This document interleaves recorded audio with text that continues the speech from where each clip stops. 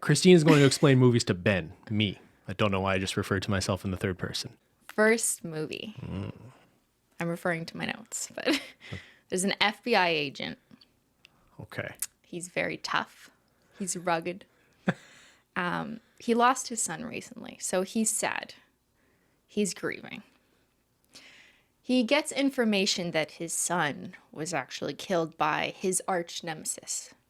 Like our hero's arch nemesis, not the son's nemesis. Okay. And that arch nemesis is a known killer. Like he's known in their circles. He's known to murder other people. Okay. Just whatever. The FBI knows. He's an arch nemesis. Yeah. One day, the FBI agent gets a chance to take out his enemy. Like he's alone with his enemy.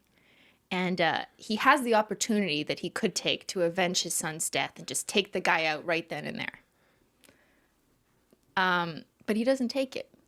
Because during the fight, he knocks him out, realizes that his enemy's unconscious. So, like, he could kill him or he could keep him alive because he's just there. So he's thinking now. He's like, wait a second.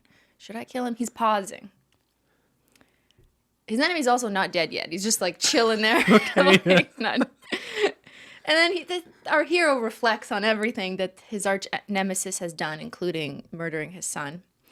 But it also comes to his attention that his arch nemesis had planted a bomb that was set to destroy all of LA. Los Angeles specifically. Yeah. Okay.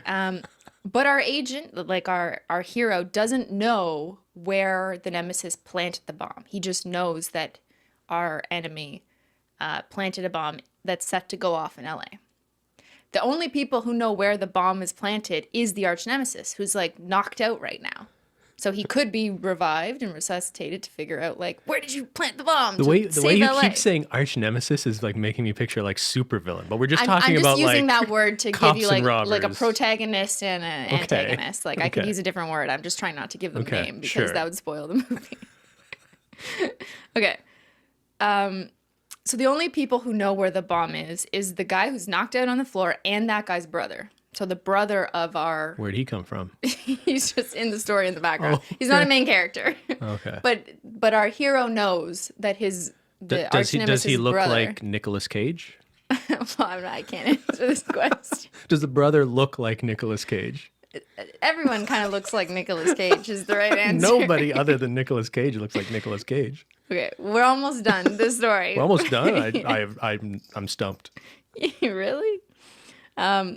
Okay, so our hero has a brilliant idea. He's just like, it just comes to him. He's like, wait a second, I have an amazing idea to solve everyone's problems.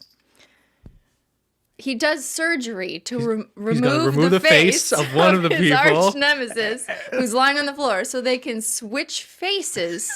So that way our hero can use his arch nemesis face, go to the arch nemesis brother and be like, hey dude, where's the bomb?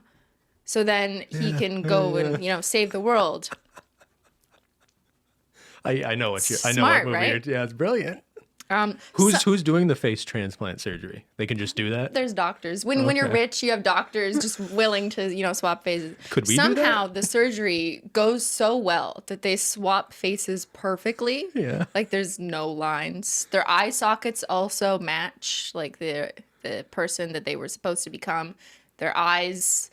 it's not really clear whether they switched eyeballs, but their eyeballs look reflective of the original more like person. A full head transplant to me. It's like, well, yeah, it's kind of like, it's almost like the whole body too, but that's not what they want you to think. It's just their faces that got cut off right here, as per in the movie. It like shows them surgeons cutting right here, but like there's no marks, there's little scarring, and then when all is said and done, they actually switch faces back seamlessly.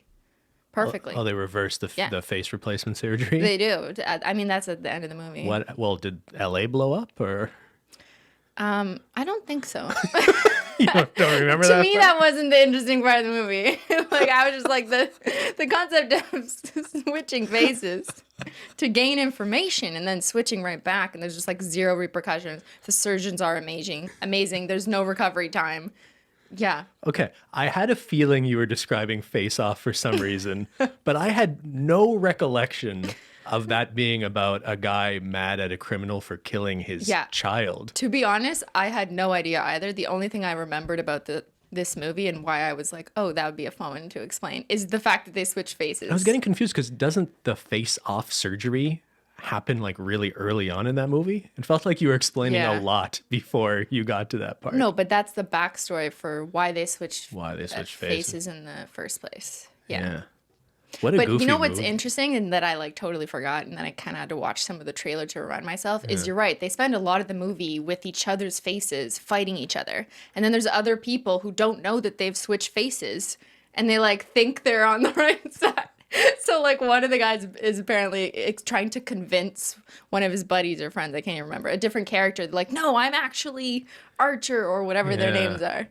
But like, so there's like fight scenes and they're actually with swapped faces. When did this movie come out? Do you know? 1997. 97. Okay. This was like a giant movie, by the way. This is we were 9 years old.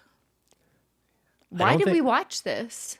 I want to say I didn't see it in theaters, but I think when it came out on video, have I talked about this before? Like my parents let me see crazy movies when I was very young, like Silence of the Lambs. I think I saw when that came out and I was like 10 years old. But so I guess I saw that too.